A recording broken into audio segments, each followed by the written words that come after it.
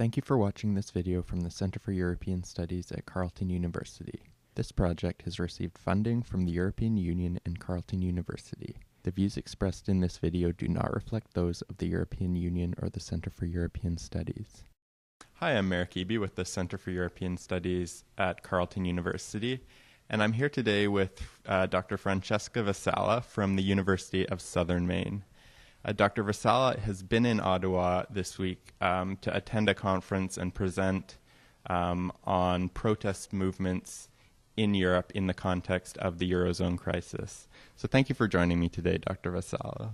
Thank you, Mark. I think one very interesting element of your research was the importance of demographics and the importance of kind of the social position of protesters themselves. So I'm wondering, what kind of person, what's the sort of abstract individual, what kind of person in Europe is protesting today in the context of the Eurozone? At the beginning of the Eurozone crisis, a lot of the days of protest were organized by trade unions. And this often involved individuals who were who had lost their jobs. And so they were generally older, and they were not really prepared to re-enter the job market as some of the younger individuals at the same time.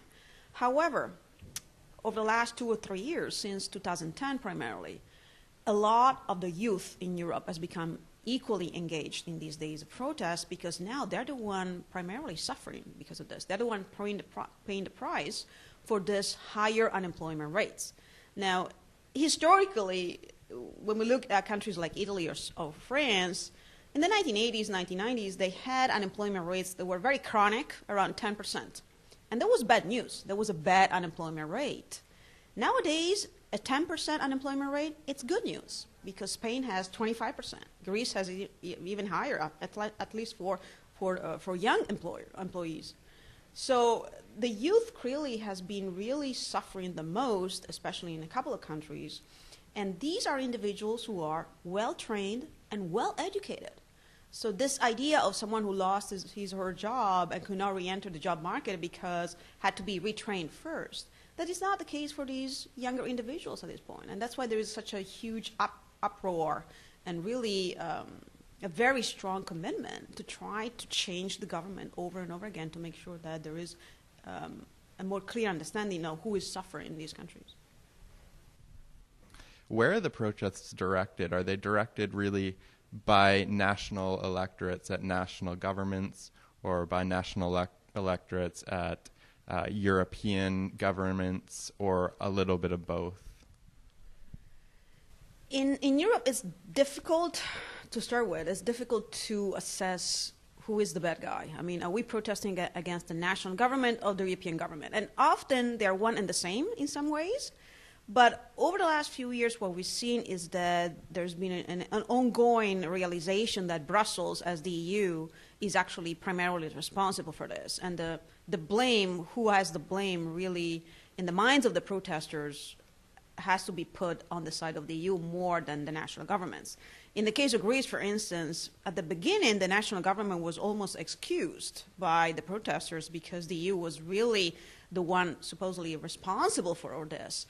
But as soon as the national government accepted the bailout, then also the national government became part of this blaming game, and so also the national level was involved in this ongoing activism by citizens. So often we've seen over the last few years this ongoing across countries engagement against the EU altogether. And there are European days of protest, for instance, a day of rage against the European Union in Spain, in France, in Belgium, in Italy, and in Greece. And so this has been more common. So to scholars of political activism, this is a new phase in which they have to be more careful about what they are studying and who really is the ultimate goal. What is the ultimate goal of the protesters when they're actually complaining about something? One big theme has been a democratic deficit in the EU and the disengagement or the dissatisfaction of EU citizens with the EU-level government. So I'm wondering, do you think this democratic deficit and dissatisfaction plays into protests and drives them in any way, along with the economic factors, which clearly seem to be there as well. There has been, at the same time we've seen this Eurozone crisis, there's been a rise in Euroscepticism in Europe. We don't know exactly who is ahead of the other. It's like the chicken and egg type of question, whether or not Eurosceptics are the ones really driving this economic dissatisfaction, or economic dissatisfaction is the one driving the number of Eurosceptics around. But it's clear that the Eurozone collapse did not help at all the European Union make a good case for how protective it is towards its member states. The number one reason why the Eurozone existed and why the European Central Bank really was created was to make the case for a common currency that was stronger and more able to protect European member states.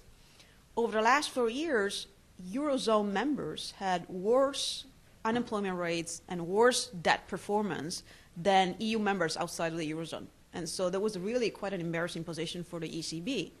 Things have got better over the last year, so barely now the unemployment rate within the Eurozone is the same as for all those members in the EU but outside the Eurozone. So it seems like the Eurozone is coming back in a much more stable way.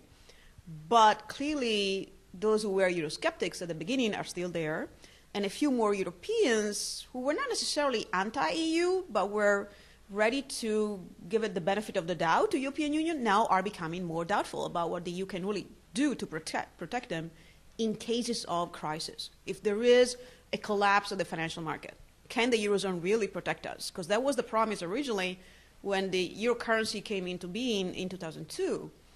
That has not been the case. So it's not surprising, but also it's true, I don't think this is long term. I think this is more like a temporary phase in which we have a series of variables that are not helping the EU, make a good case for itself. Okay, thank you very much for joining us today, Dr. Vassallo.